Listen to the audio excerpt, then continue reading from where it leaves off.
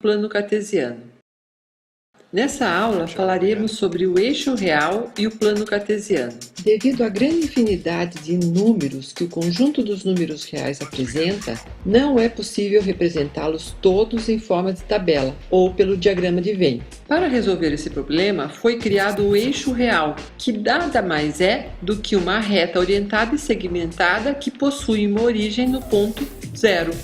Uma das maiores utilidades do eixo real é o fato que podemos representar intervalos. Imagine se quiséssemos escrever todos os números reais compreendidos entre 1 e 3. X pertence aos números reais, tal que x é maior que 1 e menor do que 3. Isso não seria possível, pois existem infinitos números reais entre 1 e 3. Então, para representar o conjunto A, podemos traçar o eixo real, marcar os pontos 1 e 3 e pintar o intervalo que queremos representar.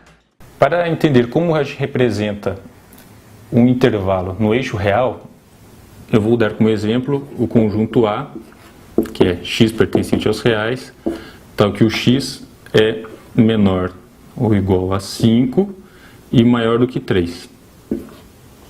Primeiramente, nós traçamos uma reta, que vai ser o eixo real, representamos o número 3 e o número 5.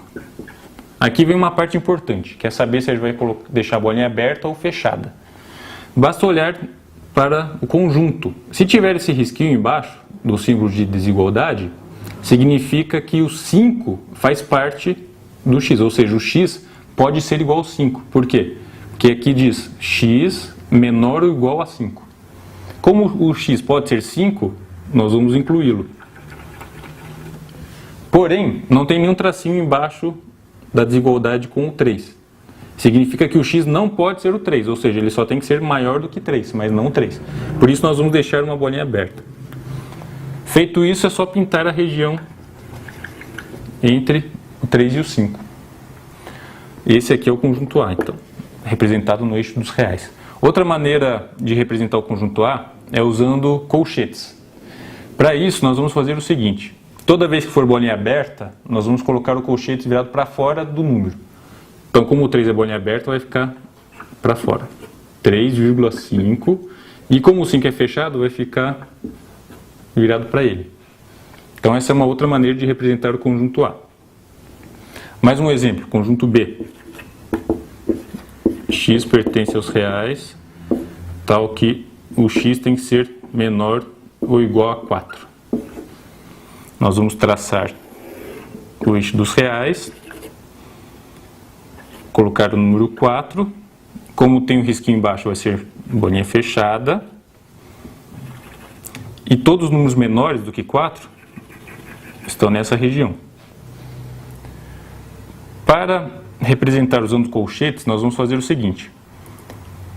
O intervalo está vindo lá do menos infinito e vai chegar no 4. Então, vai ser aberto no menos infinito até o 4, fechado no 4. É assim que a gente representa o conjunto B.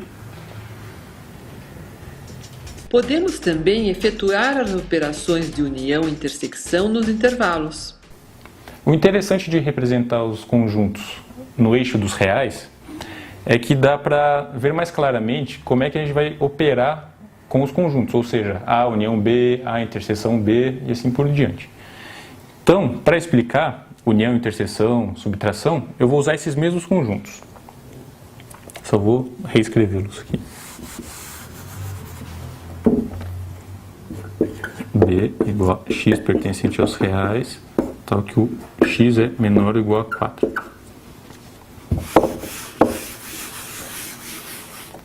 Vamos representar o conjunto A.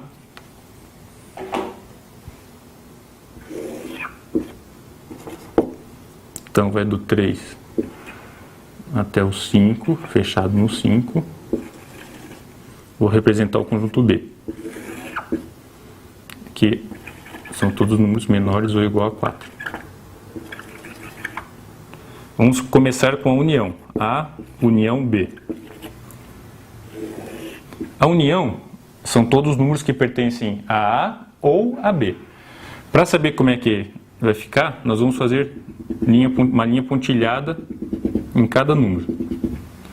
Agora nós observamos o intervalo que apareceu antes do 3, entre o 3 e o 4, entre o 4 e o 5 e depois do 5. E vamos ver, como a união são todos os números que estão no A ou no B, todo intervalo que tiver pintado, nós vamos pintar aqui embaixo. Então, antes do 3 ele vai pintar, entre o 3 e o 4 também, entre o 4 e o 5 também. Depois do 5 não vamos mais pintar. Essa é a união entre A e B. Todos os números menores ou igual a 5. Como é que a gente escreve isso? Assim, a união B é formado pelo x, que pertence aos reais, tal que o x tem que ser um número menor ou igual a 5. Usando colchetes vai ficar aberto no menos infinito até o 5 e fechado no 5. Então essa é a união B. Vamos falar agora sobre o plano cartesiano. O plano cartesiano tem esse nome em homenagem ao filósofo e matemático René Descartes, que foi quem formalizou o conceito de sistema de coordenadas. Um sistema de coordenadas serve basicamente para localizar um ponto no espaço. O plano cartesiano é um sistema de coordenadas formadas por dois eixos reais, formando um ângulo de 90 graus, um com o outro. O eixo horizontal também é chamado de eixo das abscissas e é representado pela letra X. O eixo vertical, também chamado de eixo das ordenadas, é representado pela letra Y. O plano cartesiano divide o espaço em 4 regiões que são chamadas de quadrantes. Para representar um ponto no plano cartesiano, devemos sempre indicar sua abscissa e sua ordenada. Assim, ponto P, 1 e 2, tem abscissa 1 e ordenada 2.